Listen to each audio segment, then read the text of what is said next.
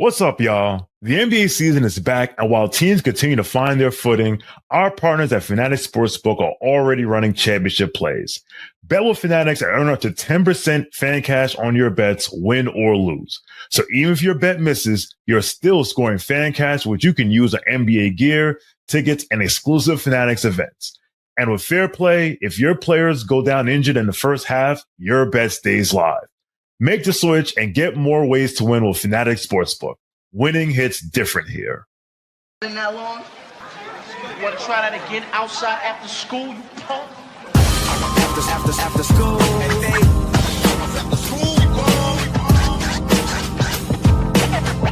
just me, we out of school. After school,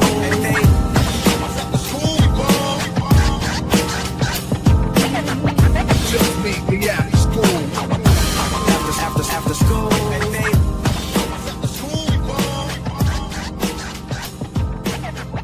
just me, we out of school. After school. Ladies and gentlemen, if you could hear the sound of my voice, that means you are tapped into KFS After School. The clock has rang a little after 4:30. 12th period is over.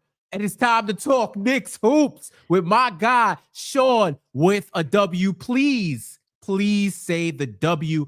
My name is Jeff J, and you are amazing. You already know the vibes. Like this video if you love what you're hearing. Subscribe, share this link with everybody, and tell them that we are talking Knicks hoops right now live. And shout out to the replay gang too. I see you in the past. I love you in the present, and I hope you join us for the future. You already know what you got to do. Knicks Film School everywhere on social media. Knicks Film School wherever you get your podcast, the Patreon, the newsletter, the Substack. We got it all covered for you. Shawn, how you feeling, man? I'm feeling good, especially since apparently the Knicks are going to win the NBA championship because we won 3 games in a row. Because that's how it works. That's how it works, and we'll get into that. But I'm feeling good. Happy Friday. It's the end of the week. It is, like you said, 12th period is over, which means 13th period happy hour starts in about 19 minutes. Maybe some people start at 5 o'clock somewhere. It's about to be 5 o'clock in New York in 18 minutes. Yes, well, I'm doing good, man. How are you? Doing well, man. Doing well. It was all bad just a week ago, huh? Funny how patience works. But if it's one thing about the early NBA season, there's never really a dull moment, especially not now, because we need something to discuss and something to talk about. And it's been real interesting around these parts.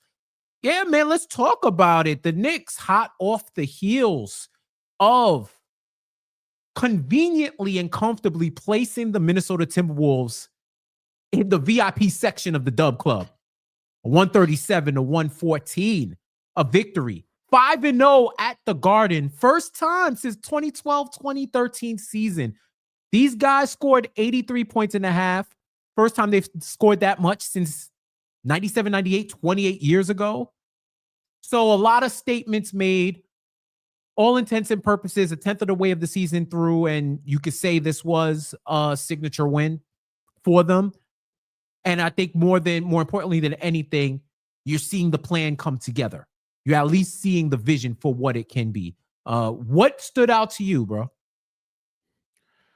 That the Knicks did not panic. I can't say anything about the fan base, but the Knicks did not panic. But the other thing that stood out to me was, after the first 2 games, and we were seeing Tyler Kolek off the bench, and as the first point guard, we saw Huck Porty minutes and Diawara minutes, and it was clear that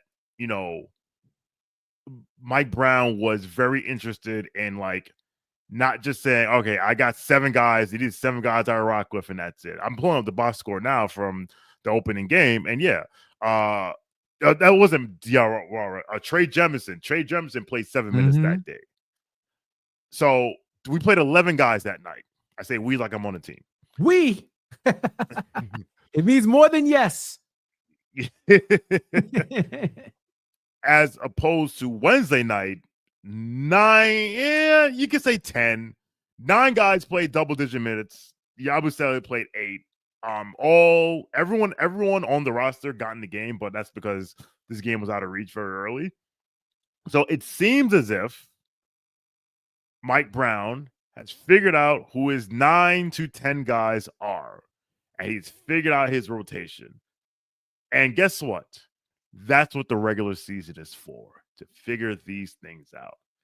Instead of saying, all right, I know what works, and this is what we're going to do, and you're going to have to put a gun in my head to change it, he used the first 8 games of the regular, and this is common practice. I think it was either last season, 2 seasons ago, Steve Kerr was playing like 11, 12, 13 guys for like the first 2 weeks of the season because he was trying to figure out what his rotations will look like.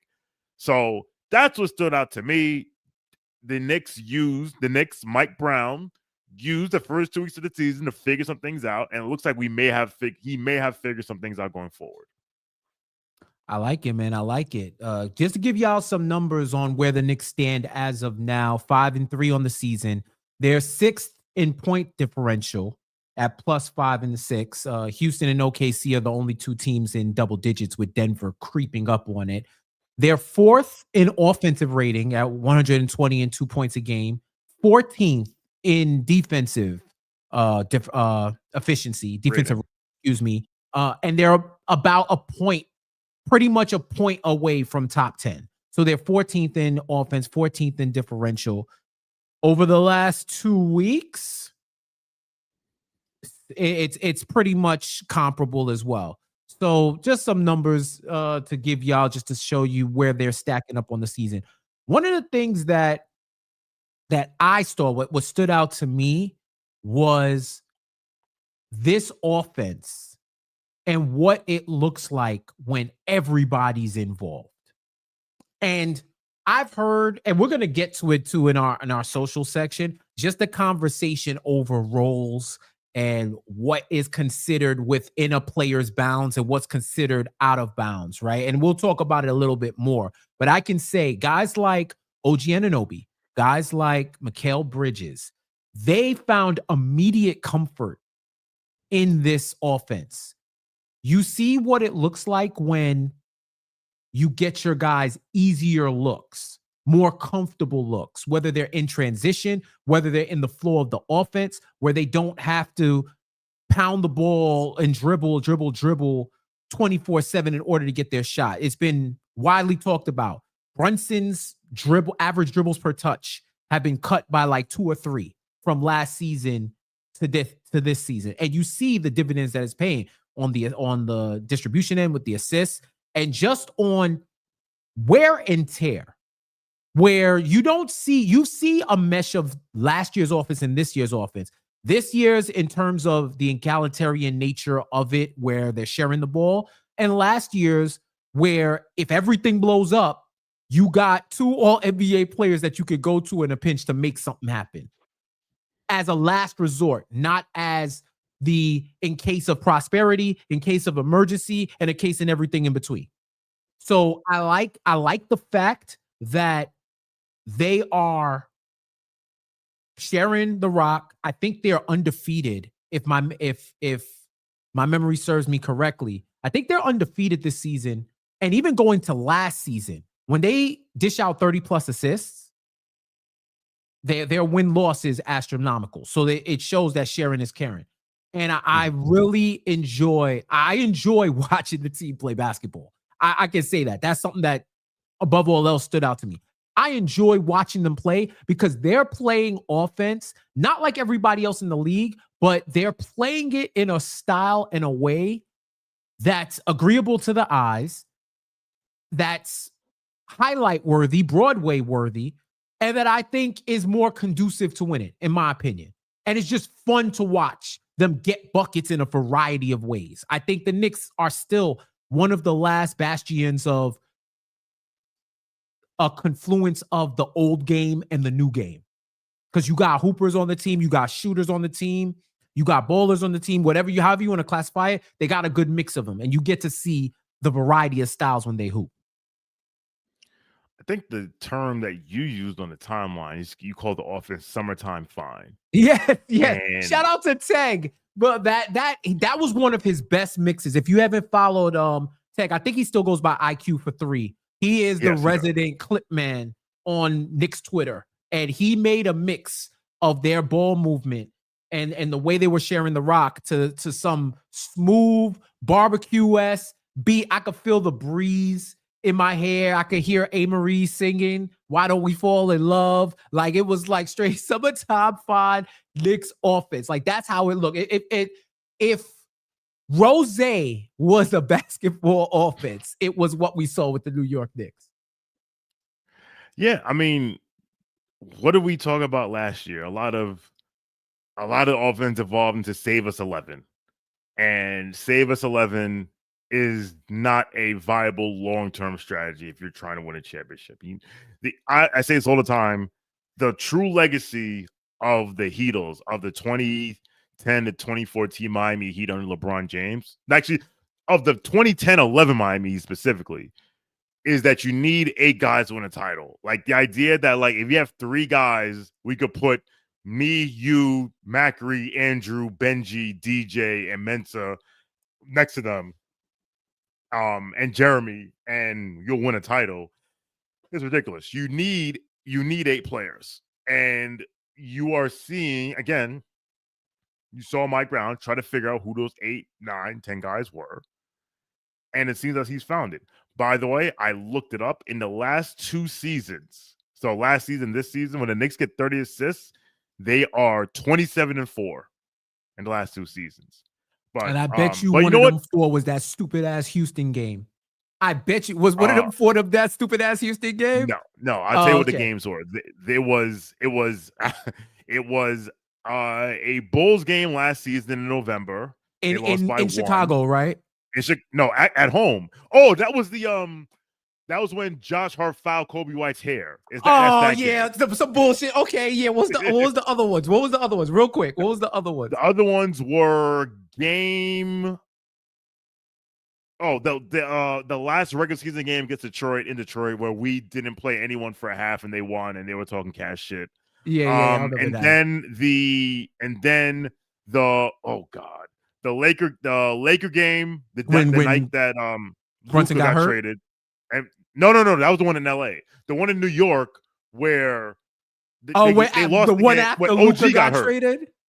Yeah. Day. Right.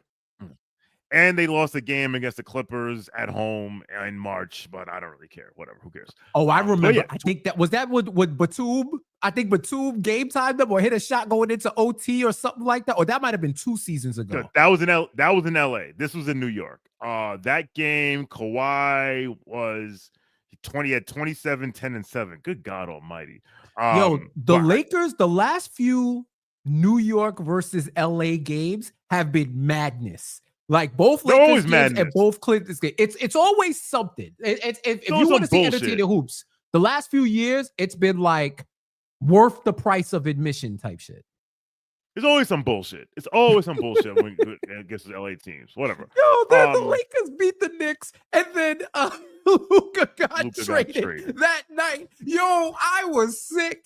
I was so. Oh man, let's go. Let's go. Because we're gonna relitigate everything. I'm gonna tell you a story about that night. So we were watching the game at T Squared. T Squared, yep. And I may or may not have consumed a piece of candy that contained THC. So when the game ended, I was like, all right, you know what? Because I remember telling John, I was like, yo, John, after this game ends, let's go somewhere and get a drink. And he's like, all right, cool. And then I found myself on cloud 72, and I said, I gotta go home. I left, and I walked down the street, and I got on the train, and went home. Got home, went right to sleep. Woke up the next morning, Sunday morning.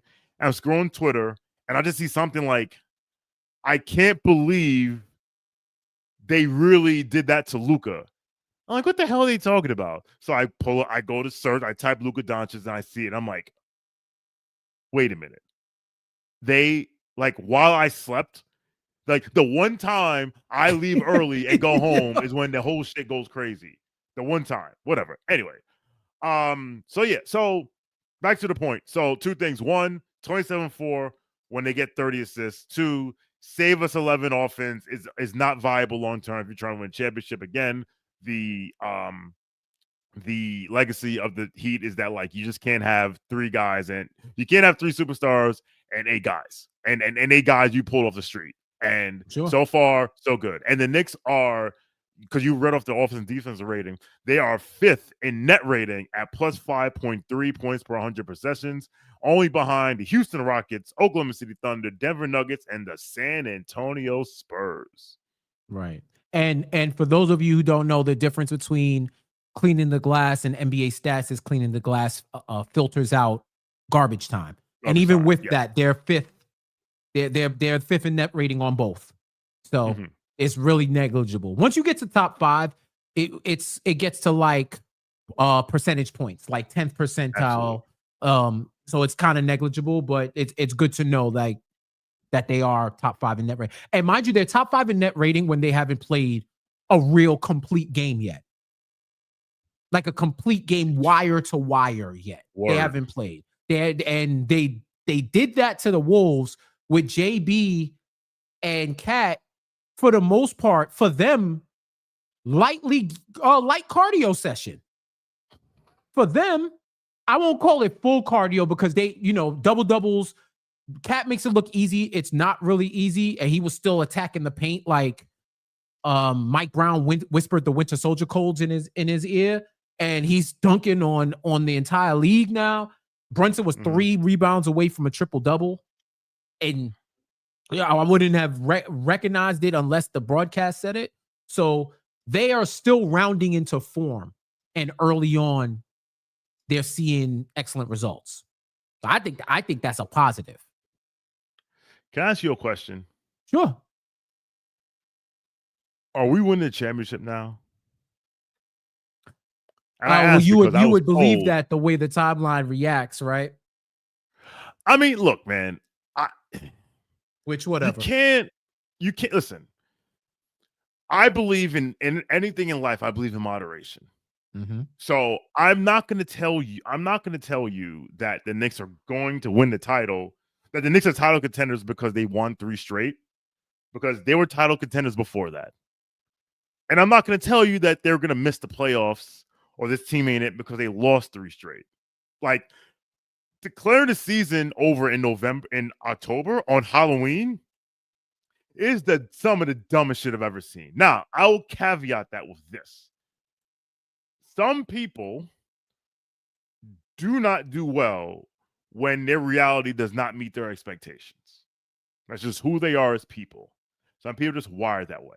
And I respect that, and I give those people grace. Like, you are protecting your peace. I got you. I'm here for you. Some of you motherfuckers out here, you trying to get some shit off. And I see you, and it's not going to work. Like, don't run now. Please. Don't run now. Unless you're a grifter. And listen, grifter's gonna grift. You are who you are. Tiger's gonna tiger. Lion's gonna lion. Grifter's gonna grift. And listen, if you're grifting, get you some checks from Mr. Musk, then you know what? Vaya con Dios. But other than that, if you're just like left, right, vacillating between extremes, that is no way to live life. Please, I implore you, I encourage you to find the happy medium, because your life will improve drastically. Yep. If you do that. Yeah, enjoy the ride, man. Enjoy the ride. And I can understand losing streaks are frustrating. Winning streaks are intoxicating. I totally get it. But enjoy the ride. Enjoy the ride and think about it from the 30,000-foot view instead of the micro when you think about the prospects of the team. As Knicks fans, I would remind everybody that we know what this regular season is supposed to be. Welcome to the reality where every game isn't played like Game 7. The Knicks don't have to have every single game. I'd love them to have a majority, right? I want them to have the 16 in June. Yes. I want them in April, May, and June. That's what I really want, is for them to have those wins above everything. But this is the time frame of experimentation and familiarizing themselves with a new system, a new coach, tendencies of players. And there's certain things that you see thus far that is super promising. One, this team is accountable.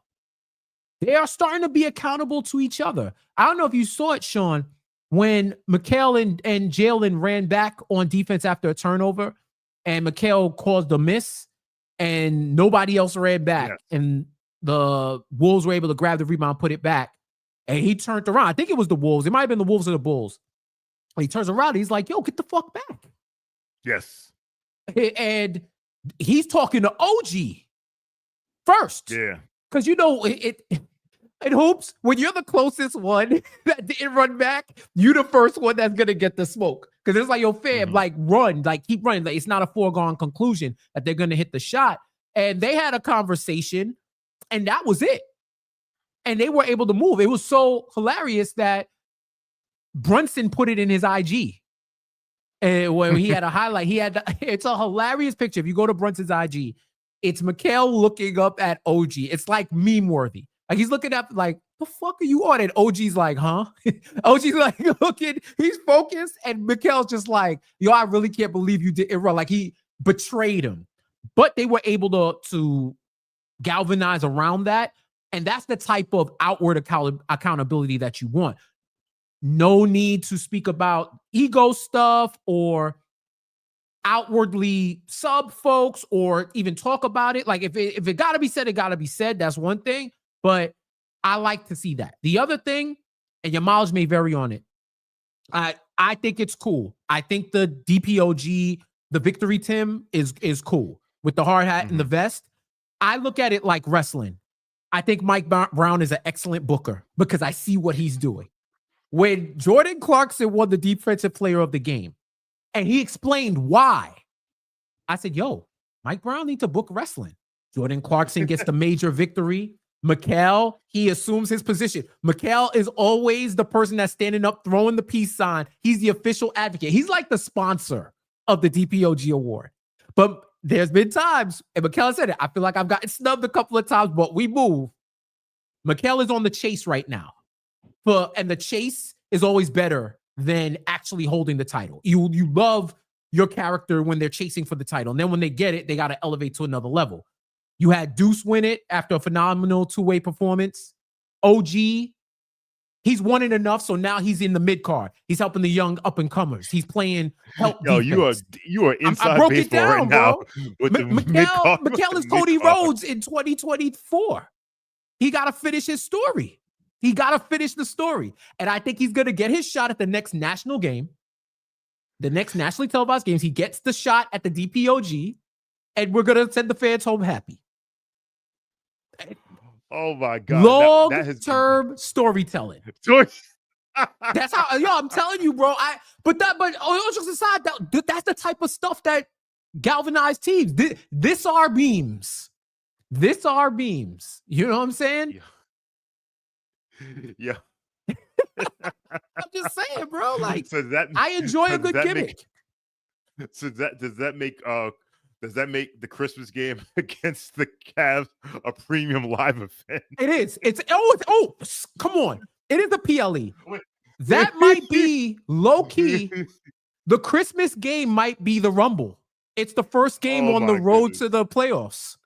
On the official road to the playoffs. And think about it. People look at Christmas as the unofficial start to the season. Yes. When they start. So the NBA Cup would be like King of the Ring. I would say that. The NBA Cup would be like King of the Ring. You know what I'm saying?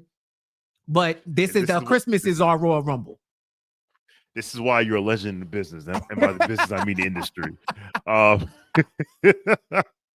right.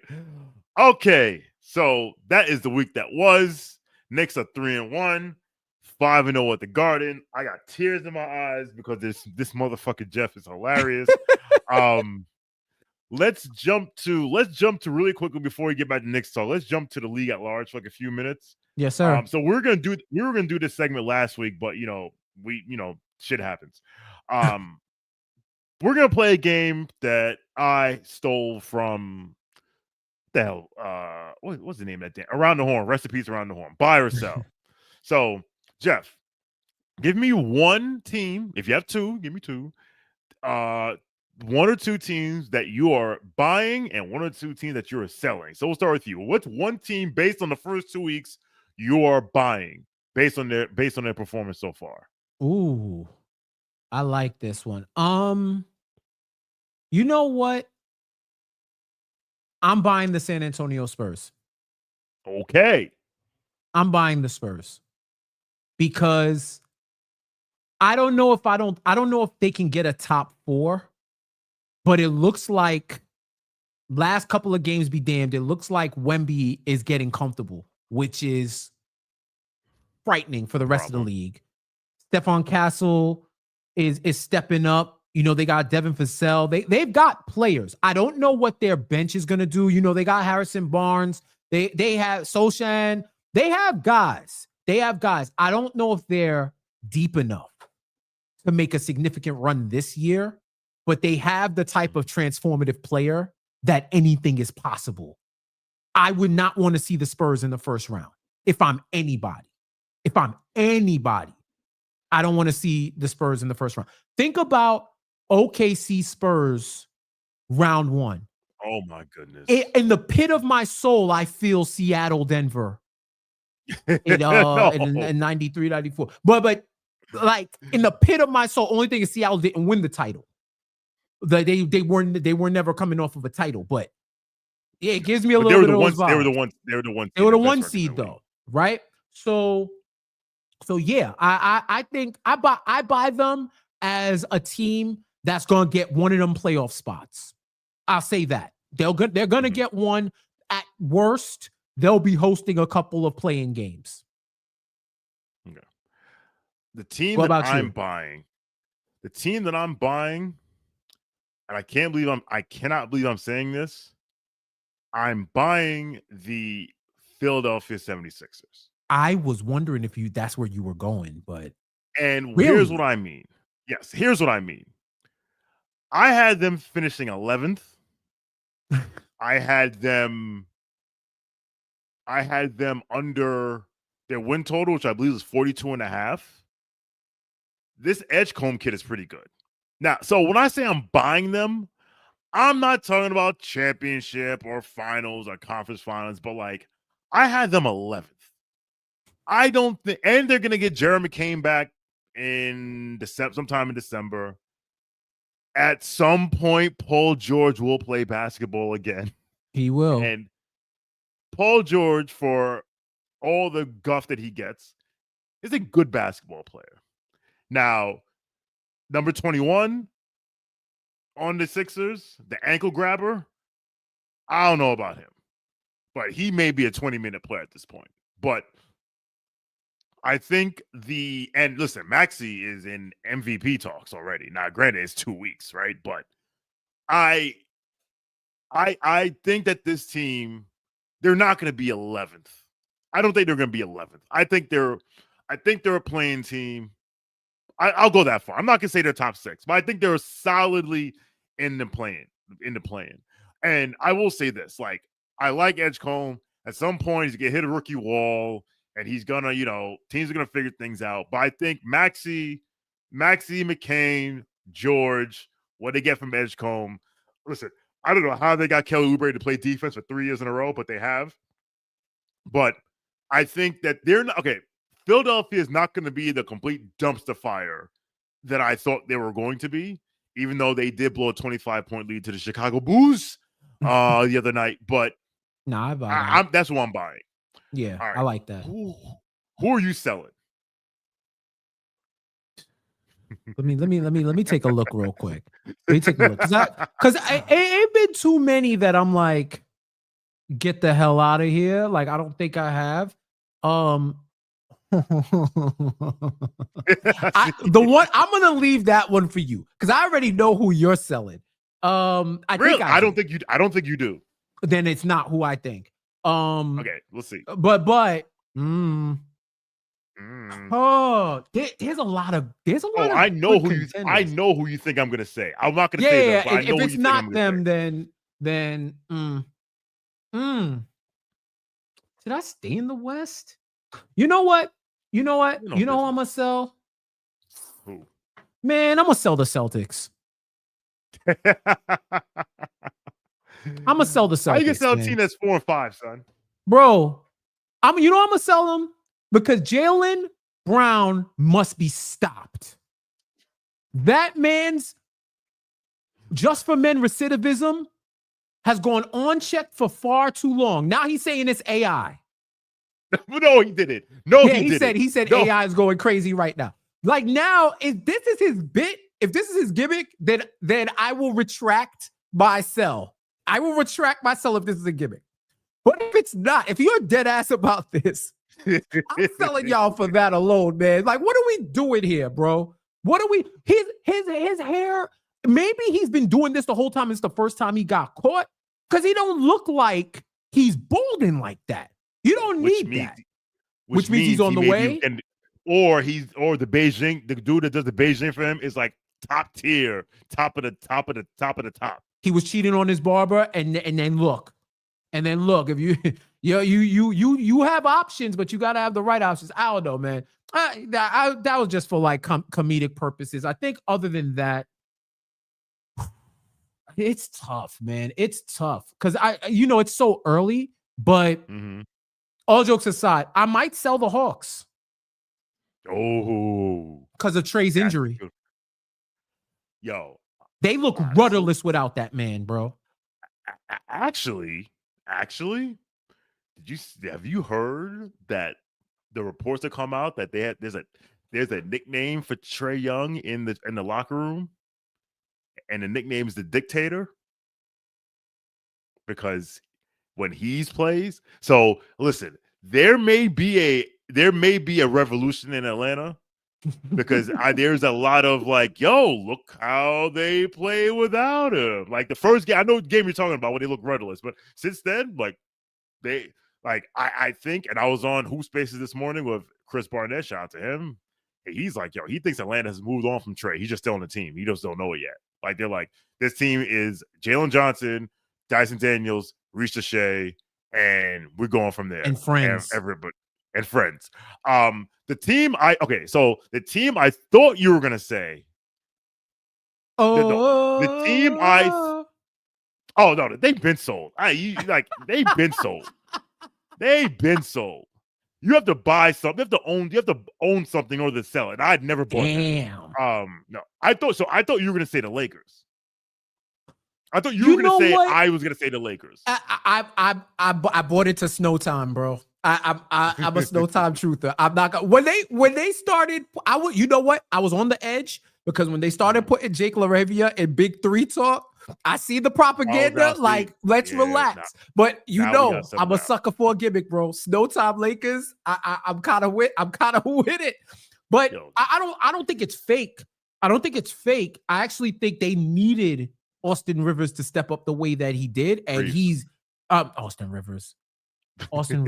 They needed Austin Reeves to step up the way that he did, and he's having one of those breakout could be all-star seasons. There's a lot of cats that are vying for that, and he's one of them. So I'm not selling them. I'm not selling them. I'm checking eBay though. I have my eye on eBay, but I'm not selling yet. So the team I'm going to sell, we can move on after this, is the team that put us in a split on Halloween. That's the Chicago Bulls. Now, I can see why you're saying that. Yeah. I believe what Josh Giddey's doing is real. And as I've said already, you can write his all-star selection in pen right now. Especially because it's US versus the world. Shit, I forgot about that. I don't know how the selection is going to go, which that's going to... We're going to talk about that at a later date, but yes. As more information comes up, but that's supposed to be the theme this year. Yes. But the reason I'm selling them is not because of Josh Giddey, is because 35-year-old Nikola Vucevic is averaging 19, 12, 4 assists on 58, 48, 84 splits. He's shooting 48% from 3. Vucci man, bro. Vucci man is cooking. Vucci man, I don't know how long it's going to last. Like, I don't know how long he's going to get 20, basically 20 and 12. Patrick Williams is shooting 40% from 3. They're depending on Isaac Okoro. Like, I like the Sumu. I was a big fan of Buzelos coming out of the draft. Funny thing is Kevin Huerter, Kevon, shout out to Atlanta. He's doing 31% from 3. But the Bulls right now, I believe they're first in the East. They're first. Yeah. Yes, they only have one loss. They've only played 7 games. They've only played 7 games, but they only have one loss to the New York Knickerbockers. The New York Knickerbockers. Okay. It should have been 2, but you're the Chicago Bulls, or I like to call them, or as I like to call them, the Chicago Bulls, will reclaim their rightful place in between spots 7 and 10 in the Eastern Conference. They're going to be the official State Farm playing team. Listen. They might as well rename the playing tournament the Bulls Heat Hawks Invitational, because it's them three motherfuckers, 2 every year. So, all right, we definitely gonna see Jake at the 7-8 game. Shout out to Jake from State Farm, cool brother.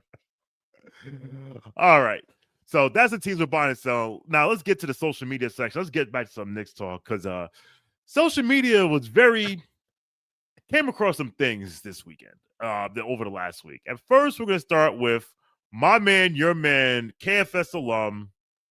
Let me put this up here. KFS alum, XJ, Xavier Justin, and he said this is on Sunday.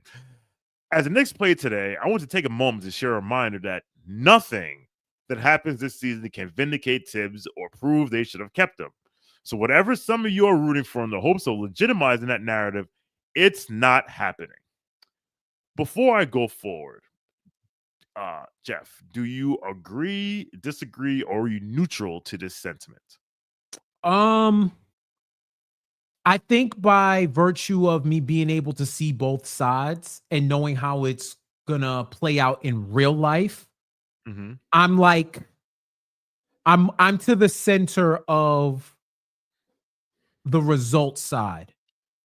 I'm to the center of the results side, where I think there is a connection that will be made. But I understand, I understand how I understand how XJ is thinking about it. I don't think everybody naturally thinks in that way. I don't think people conceptualize it, which goes to a deeper conversation. But I don't think people conceptualize it in that way. And I can't fault people for making a logical conclusion based off of prior events. Yeah. So what I'll say is, and the analogy that he gave, and I agree with wholeheartedly, is if you get married and get divorced, then you get married again and it doesn't work, the second marriage doesn't work out, that doesn't mean you should have stayed with the first person. Right. Someone replied and said that's not the way to look at it, and it was like, basically, it's like if you're a CEO of a company, if you're the CEO of he's like, if you're a CEO of a company and you're helping and your company's successful, whatever, and then you get rid of that CEO and you bring in a new CEO and that CEO doesn't achieve the same success, then that CEO, then maybe you should have kept the first one because you're achieving success. And I think a lot of people are saying, like, well, Thibs made the Eastern Conference Finals, so if he doesn't make the Eastern Conference, if Mike Brown doesn't make the Eastern Conference Finals, that's a failure. Well, it's a failure, but that doesn't necessarily mean that it was okay to fire Mike Brown. The real example of Thibs, the real example I give is this, because I like the CEO analogy, but here's the example I'll give. If a company hires if a company's been struggling, they've been struggling for, I don't know, 20 years. They bring in a new CEO, and that CEO Q1 crushes earnings. They beat earnings expectations. Q1, Q2, Q3. But Q4, which is the most important quarter, they fall short. The second year, they kind of fall short. They don't really hit earnings most of the year. Year 3, year 4, year 5, first 3 quarters, they crush earnings expectations. The Wall Street loves them. Fourth quarter, their most important quarter where they make the highest ability to make the most money, they fall short. After a while, and this is now affecting the stock price. After a while, the board may say, we need somebody that can get us drive a profit all 4 quarters. This guy, we don't think he can do it. So we're getting someone else.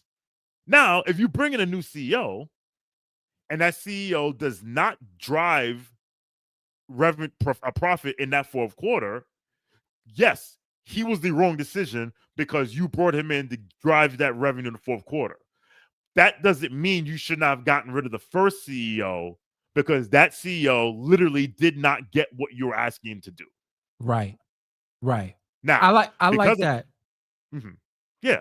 Now, because I'm a messy bitch, I saw this tweet from Jonathan Macri, our own Jonathan Macri, a few hours later that said, here's a fearless prediction as we enter the 6th Knicks game. Anyone with an agenda will find a way to peddle that agenda throughout the season, regardless of the results. 1, Jonathan Macri is exactly right. 2, I don't know if this is aimed at XJ. I said, I'm a messy bitch, so I'm just putting it out there. But I'm not saying it is. I'm just being messy. Number 3, John is exactly right. If you have an agenda, and you hear me say this all the time, Jeff, if you have an agenda, you're going to stick to the agenda no matter what, and you will find evidence that suits your agenda. You will find people with agendas begin experiments with the end in mind. So this is true. Yeah. I don't think Jonathan's shooting XJ. I don't think Jonathan dislikes XJ. They were on the damn podcast like 3 weeks ago. This is just me being messy. That's all. Your thoughts? So here's my thoughts on it. Sports is largely results-based. Yes. So to ask the average sports fan or the general sports fan, average sounds condescending and hierarchical. The general sports fan, to ask them to divorce results from Coach A from results from Coach B by saying that they exist in a vacuum is not going to compute, right? Like the CEO example that you gave was good because I really sat down and I thought about this and I said, okay, I'm going to look at it from XJ's perspective. I'm going to look at it from the results perspective. And where I came up with was where I came to was, I think it's fair to say, Knicks, if Mike Brown doesn't at least match what Thibs did, at least, right? At least match what Thibs did, or doesn't exceed it. It's fair to say, Knicks, you made a wrong decision in who you hired. It's fair to say that because the last guy got you here and you decided that wasn't good enough. So you went on to somebody else, right? And that somebody else didn't get you where you need to go. So that means you made this mistake, but it's not indicative of, it's not, how do I say it? It's not reliant on the first decision. It's not an indictment on the first decision, right?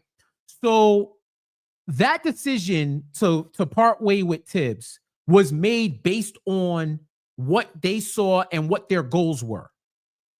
And they said, hey, we do not believe that we will achieve our number one goal continuing down this path. So the decision was, do we stay or do we go? Yes. Not, do we stay with him or do we go with someone else? If it was that, then I think you could marry the two decisions as one. Like if they always knew it was going to be Mike Brown and they said, we want to get rid of Thibs to hire Mike Brown, then I think that's the connection where you can honestly say this result directly impacts the prior decision that you made. Like the example that I thought about, Shawn, in my own mind, was the person that works at a job for a few years. They're not getting promoted. They make good money. They can pay their bills, but they can make more. But their growth has been stunted because they're in a flat company that doesn't, you got to wait until the person above you leaves before you could get promoted. They're not going to get promoted. They're not making a new position for you to justify paying you more money. You haven't got a raise in 3 or 4 years. So you come to a crossroads. The rent is too damn high. The cost of living is too damn high. So you got to, and you may not be professionally satisfied.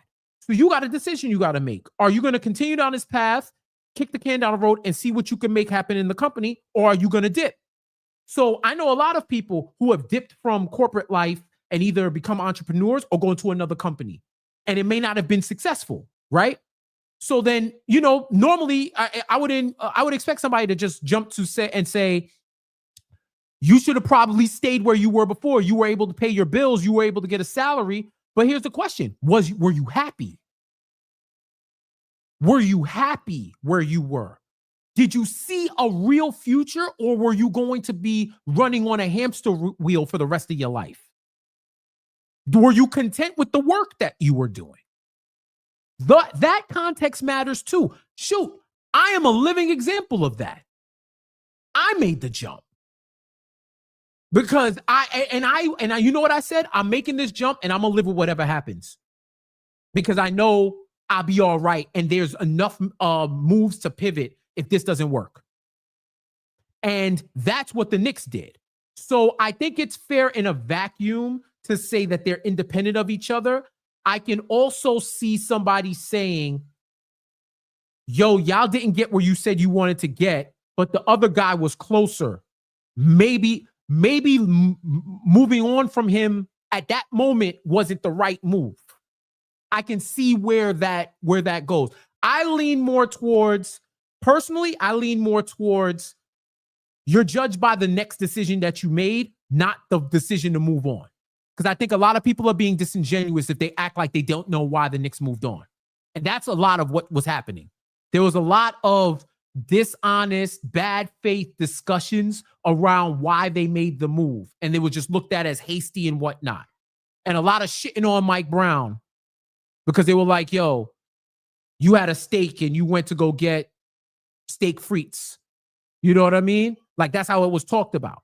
So yeah, I see where people say the results matter, but I think the results matter more for the decision of the coach, not the decision to move on. You're on mute. I think two things are true in this case. One, if the Knicks don't make the conference finals under Mike Brown at all, hiring him was the wrong decision. And getting rid of Tom Thibodeau, because the goal wasn't just to get to the conference finals, just to go past that, could be the right decision. And two, this is why you're a legend, because this is a perfect segue to the next tweet. This is from our man Tommy Beer, and Tommy says, some folks last week, this is why the Knicks were stupid to fire Thibs. This is the story of the season. Those same folks this week, why are you losers bringing up Thibs? He has nothing to do with this season. Tommy, thank you. Great job. Because the liberal media, shout out to Donald J. Trump, as soon as you have anything mean to say, why are you bringing him up? Why are you bringing him up? Meanwhile, motherfuckers bringing up Thibs after a win, Frank Isola. So you can't have it both ways. Either you don't want to mention Thibs, we're not going to mention Thibs. But guess what? I don't want to hear you mention Thibs after every time they lose. You can't have it both ways. Yeah, and I think it's going to be natural for people to keep bringing it up. He's going to be brought up for at least half a season. And there's going to be that probably for the whole season. They're going to hear the comparisons. Forever. But you know what I will say about XJ's original tweet? The opposite is also true. If the Knicks win, you can't say that condemns Thibs. If you can't say that if the Knicks lose, that if the Knicks don't reach their heights, that it validates Thibs, then you also can't say that if the Knicks win, it condemns Thibs. And that's part of where the argument starts to get spooky, right? That's when it starts to get interesting because we know they go on and win the championship this year. the takes about how right they were to move on from Thibs is going to be flooding all forms of communication. But if we are looking at it objectively, and the way XJ says, that decision does not condemn Thibs, right? And the problem with that is that's not how people normally think. And I don't know if it's right or if it's wrong. I think it's an advanced way to look at it, but it's like, I didn't win a title last year. You were my coach. I won a title this year. Look at Mark Jackson and Kerr. Perfect example. There you go. There you go. All right. Next up, I'm sorry to do this to you, but this tweet is from let's see, his name is Jeff J Says. And Jeff J, so Russell Westbrook had 23, 16, 10, shooting 69% from the field. This is from the NBA. This is from NBA Central. It says, "Can't believe the league had him waiting all summer for a job." Jeff retweeted and said, "Analysts and people on this app said he doesn't belong in the league. The nerds do get it wrong, y'all." First of all, anytime Jeff can take a shot at Calculator Twitter and Abacus Twitter, he's going to take a shot at them. I don't blame him. Two, Jeff, this is not the hill to die on with this guy. I'm not dying on right now. It's an easy hill to live on. He does not. I think he does belong in the league. If you don't believe that, that's fine. If he can still do this, he belongs in the league consistently. Because he might shoot 1 of 12 tomorrow. He's off the bench, right? I would hope so. I mean, if he's off the bench, then you know that you're going to get a certain level of variance with what he does. But if he's rebounding at the level, his career levels, if he's assisting at his career levels, then he belongs in the league. The shooting is what it is. He belongs in the league. That's my point overall. To say he doesn't belong in the league, it is the Abacus Avengers, the TI 83 assaultants that are doing this. And I hate that shit. This is basketball, dog. Sometimes it's about basketball. It's about hoops, not about regression models and fucking Darko. Here's what I will say. Yes, he belongs in the league, right? However, if you're depending on... No, I think the concern is like, all right, you belong in the league, but if you don't stay in your lane, then it's like, all right, like, what are we doing here? That's because, like, you're telling athletes to be if you ask rational. Russell Westbrook right now, no, if you ask not even that, if you ask Russell Westbrook right now, who's the best player on that team, who's he gonna say? Shit. What do you expect me to say? Shit. Humbly, I'm gonna say it's me. That's how I won my MVP. That's how I set all them records. Right? But how he approaches the game means more than what he feels. Because if he approaches it as if, yo, I got guys, and we've seen him do it. I'm just saying, like, there was dudes, I saw dudes literally say, this guy don't belong in the league because y'all hate the fact that Sacramento signed him and they had the most non-spacing. I don't know what the hell they doing with this construction roster, irrespective of the individual pieces that can still contribute. They might not be good together. They might not be logical together, but that doesn't mean the individual pieces on their own aren't worthy of playing NBA basketball. That's some nerd bullshit. And I say that with 2 scientific degrees. Y'all make us look like locker-stuffed suckers.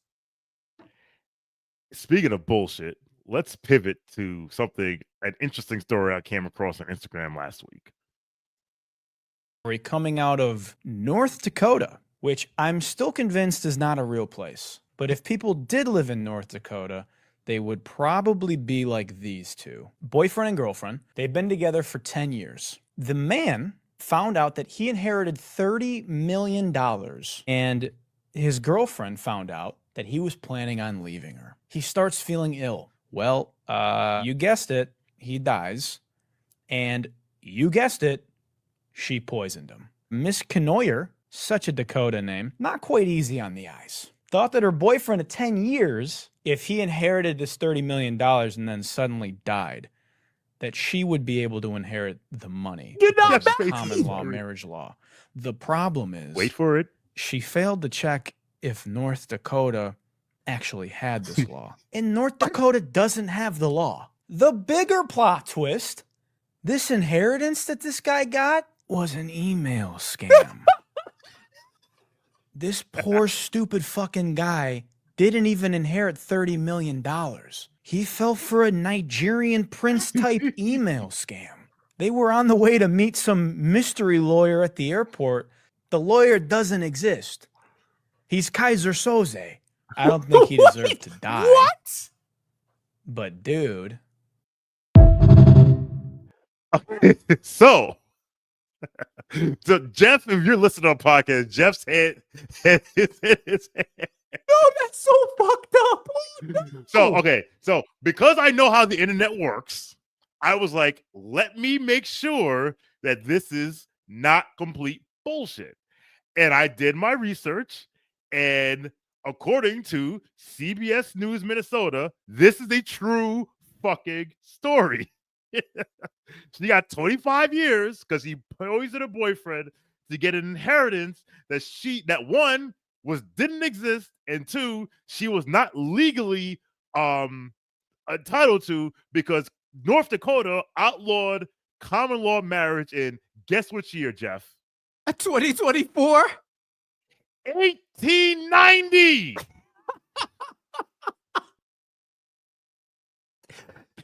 Had we completed Manifest Destiny by that time? That law had been on the books for 130 plus years. Jeff is looking at us shit up right now. Nah, wait, hold on. Yo, that is 9 years before the events of Red Dead Redemption 2. The 1890s. The 1890s. I'm sorry. What? I had to include this because I was like, this cannot be real, and I found it was real, and here it goes. All right, moving on. Oh no, no.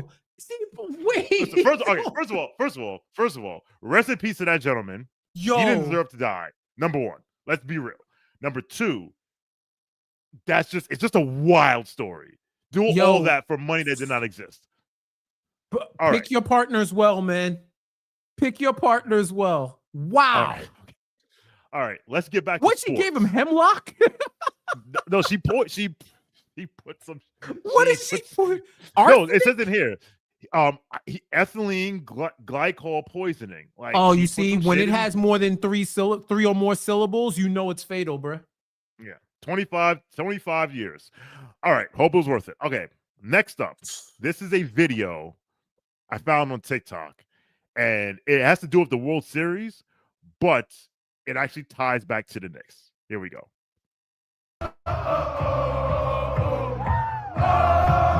So these are people, for those listening on podcasts, these are Blue Jays fans outside of whatever the hell. MSG? No, Blue Jays fans outside of outside of now this is it's a video cut of the Dodgers walking into Sky Dome. It's an edit of the Dodgers walking into Sky Dome before the game. Yes, I still call Sky Dome, whatever. And I put this here because of this. As a Yankee fan, I have so much more respect for the Dodgers. They're the new evil empire. And all of these fucking whining, complaining from the Blue Jays fans and how the Dodgers fight championship, we're the better team, whatever. And the Dodgers basically like, you know what we're going to do? We're going to go out there and win baseball games. How about you beat us? How about you don't let our number 9 hitter hit a home run, who hadn't had a home run in a month, hit a game-time home run in the 9th inning? How about don't have more, and we now lose the Dodgers celebrate winning the World Series? How about don't have 4 games in the World Series at home and lose 3 of them? How about don't have your closer go talk shit during a scuffle? And the Dodgers, did you hear about that? During their game 7, yo, first of all, Game 7 was lit. The World Series, that was one of the best World Series I've seen in a minute. I'm talking about decades. One of the best World Series, especially with no dog in the fight. That was one of the best World Series I saw. That Game 7 literally had everything. They had a bench clearing fake fight. And during that bench clear, because nobody, come on, it's Game 7, dog. Like, what are we? No one's getting on, no one's getting ejected in Game 7.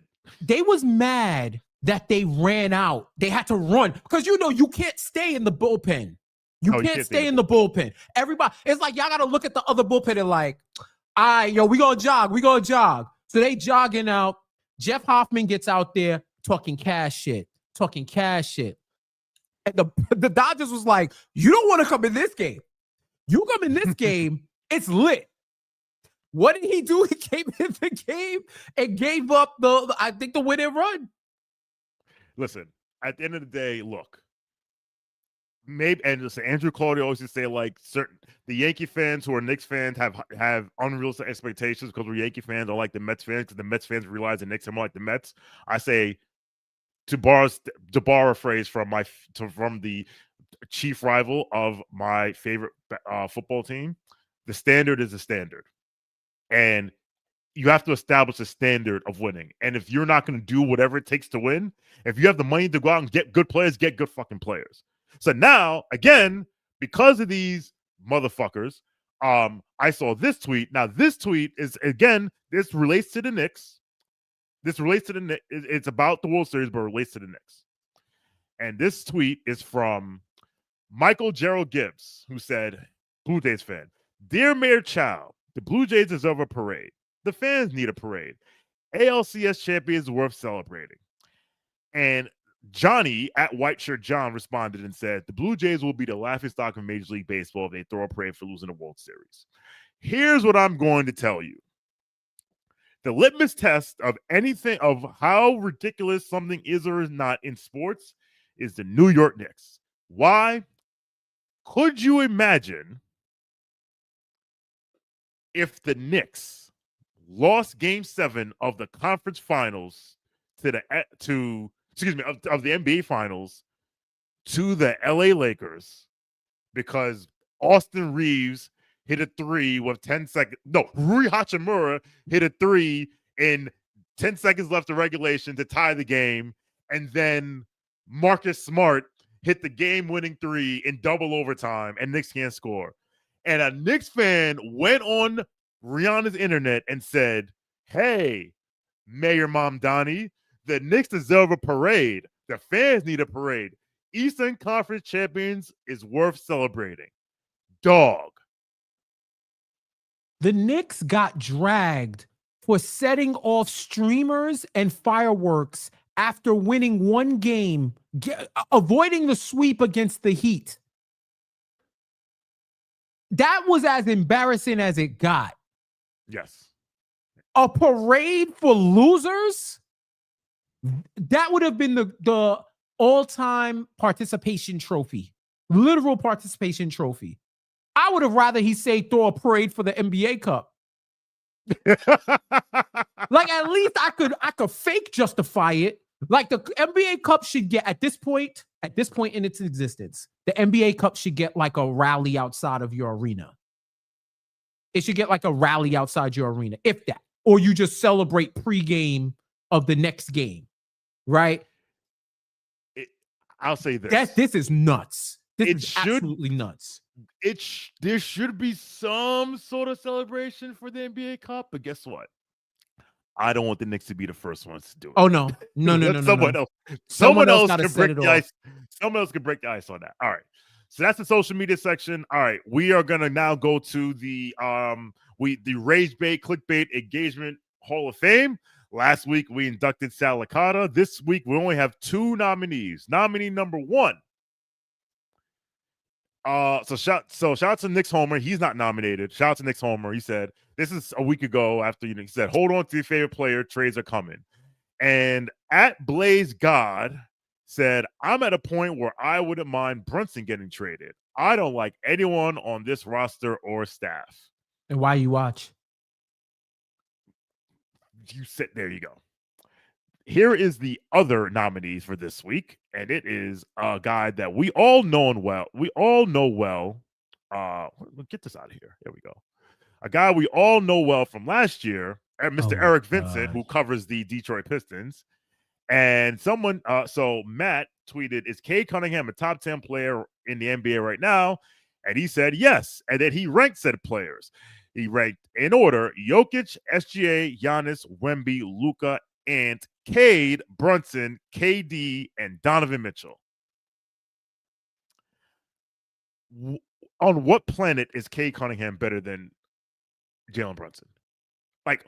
What else does Jalen Brunson have to do to remind you, old man, about who he is? Like, was 3 L's at Little Caesars Arena at LCA not enough? Was getting gained by breaking Asar Thompson's ankles for the game-winning 3? Was that not enough? Jeff, your thoughts? You know what? The first tweet definitely is in the hole. This I would expect from someone who's in Detroit media and someone who was, to his credit, talked the big game and backed up and accepted all the slander when the Pistons lost. You know what I mean? To his credit, I will say that. That being said, this isn't as nuts as it comes off to me, because people have been, like I said, people are horny to do certain things. People are extremely horny about Cade's position. Yes. And wanting to elevate him in advance. Just like they're horny, like I said, they're horny to give Wemby, I said it or take that earlier today. I believe Wemby at some point will be in the MIP conversation, because I feel like the voters will be horny to give him MIP, MVP, and DPOY. So I think that a lot of folks are horny to put Cade up in those conversations. And he's been hooping this year. Like, I ain't going to hold you. But there's something about Jalen Brunson consistently performing in the playoffs, one of 3 or 4 guys that gets mentioned. Every playoff, he has been on an MJ graphic. A graphic with Jordan, a graphic with LeBron, a graphic with all of these all-time greats. And he continues to get disregarded because of his height. Like, essentially, if he was 6'5", this wouldn't even be a conversation. But people are horny to move him ahead. So I think this is nuts.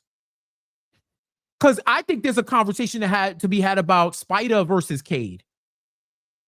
Ooh. So I think this is nuts on the face value. But I've seen enough people try to elevate the younger guys over, and this happens to Brunson literally every year. Every year it happens to him. So I'm numb to this. That first tweet was insanity. Like, that's one of those, yo, why are you a Knicks fan, bro? Like, why? Why do you watch? You don't like anyone on the roster? No one? You're not even Diawara FC? You have no culture right now. Well, I think Blaze God, congratulations. You've been inducted into the Rage Bait, Clickbait, Engagement Bait Hall of Fame. Your gold jacket will be in the mail. It will arrive on February 31st. All right. So that's basically our show for today. Real quick. That's our show because we have no voicemails. So hey, look here, motherfuckers. Leave us a voicemail. Like, if you think we're wilding, if you think that we're wilding and you don't want to spend the super chat money, or you can't fit that shit in 160 characters, leave us a voicemail. We'll give you a space. We'll address on the show. 641-715-3900, extension 660-862. 641-715-3900, extension 660-862. You can tell, and again, within reason, it don't gotta be about the Knicks. It don't gotta be about sports. It could be about the stories of your father whooping your ass. It could be about that time you simped out for a girl that ain't work. It could be about that time that you got. Anything. We're here to help. We're here to listen. We're here to empathize. So again, KFS After School voicemail line 641-715-3900. As Jeff said earlier, please follow us on all socials. You can catch us on. We're at Knicks Film School everywhere. So that is Twitter, Instagram, TikTok, Facebook, Threads, and Blue Sky. If you like what you heard and you're not a subscriber, please subscribe to the Knicks Film School podcast on all podcast platforms. And if you're watching this right now on YouTube, not a subscriber, what are you doing? We're actually at like 49,700. So help us get to 50,000. We appreciate it. If you're listening to this on Apple Podcasts or Spotify, subscribe, rate, and review. And please give us 5 stars. Not 4, not 3, 5, please. And if you want more content, please, you can join our Patreon. We get additional bonus content. You get Benji and DJ's breakdowns. You get Macri's mailbag. Macri discussing the league at large, or you can subscribe to the Knicks Film School Substack channel, which Macri puts out 5 days a week. Other blatant promotion we're doing now is that Knicks Film School is doing a watch party. We are doing a watch party. Where the hell is this goddamn flyer? Here it is. Hold on. Yeah, I need to be better at this. We are throwing a watch party on next Friday, November 14th, at Slattery's Midtown Pub. Slattery's is on 8 East 36th Street in Midtown Manhattan. Let me do this so people can't really see this. I'm gonna try this. Hold on. I keep messing up. All right, there we go. There's going to be, so we're doing this in, thank you, Jeff. That's why you're the man. We're doing this in collaboration with Sophie-PR. Sophie, shout out to you. Yes, sir. Def Pen we're giving away Knicks tickets at this event. So if you want to win free Knicks tickets, pull up. There's going to be merch. There may be some special guests. There's definitely be ticket giveaways. I'll be in the building. There's going to be drinks. There's going to be vibes. And we get to watch us put heat in the spliff. So again, next Friday, November 14th, 7 p.m., Slattery's Midtown Pub, 8th Avenue, but 8 East 36th Street. That is 36 between Madison and 5th Avenues in the heart of Manhattan. Absolutely pull up next Friday. It's going to be a vibe. All right. Last but not least, I do want to give 2 quick shout outs. One to OG Mario. If you are a member of the Knicks Twitter community, and if you've been in spaces, you've probably seen OG or heard OG Mario talk about the Knicks. He's loved the Knicks. Unfortunately, he's not been doing well with his health, and I recently found out that he's been moved to hospice care. So prayers to OG Mario, thoughts and prayers to him and his family in this difficult time. We love you, we care about you, and we just wish you all the peace of the time you have left. Another shout out is to E. So if you're on, E and Jesus are, as far as I'm concerned, the first couple of Knicks Twitter. E has been suffering from cancer. And recently Jesus shared that like it wasn't looking good and there may not have been nothing that could be done for her. The only hope is for clinical trials. But I saw he tweeted today that she's going to be accepting the clinical trial. She'll be accepted in clinical trial, so she'll be receiving treatment for that. Again, if you've been on Knicks Twitter, if you've been to Knicks games, if you've been to Blarney's, you've seen E, you've seen Jesus, they are the nicest, loveliest people. E is so lovely. She's amazing. She's like cool as hell. So E, we are praying for you. We are wishing you the speediest recovery, and I cannot wait to see you at a Knicks game again very soon. Yes, sir. Shout out to you, E. Much love to you and to OG Mario, man. We love y'all. We praying for y'all. And hope for the best. Absolutely. All right. That is this episode of KFS After School. I am Sean for W. That is Jeff Johnson. I'm Sean Hardy. That is Jeff Johnson, since we're using full government names. We'll be back next week with another show. We hope you enjoy what we have for you today. So again, for Jeff, I'm Sean. Thank you for watching. Thank you for listening. Knicks Nation, let's ride. If you're out on your bike tonight, do wear white. Must be 21 or over? Gambling problem? Call 1-800-GAMBLER. Connecticut, call 888-789-7777. Massachusetts, call 800-327-5050. New York, call 877-8-HOPE-NY. Maryland, visit mdgamblinghelp.org. Not available in all states. Terms apply. See Fanatics Sportsbook app.